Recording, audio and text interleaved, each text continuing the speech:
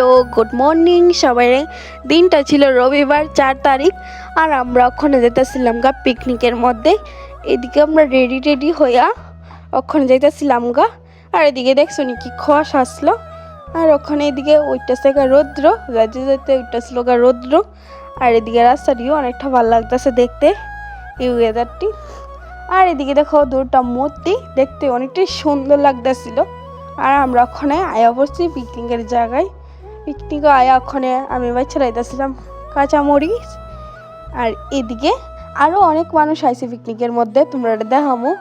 আর এদিকে দেখো অনেকটি মানুষ আছে, কিন্তু পুরোপুরি সব মানুষ আইছিল না, তোমরা দেখামো নেক্সট ভিডিওতে।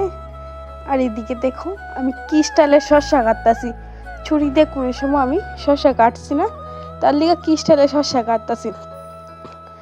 আর বাকলারি দেখো কিভাবে ফালাইতেছি, পিছন দিয়ে আমার মাথার উপরে দেখো ফালাইতেছি বাকলা।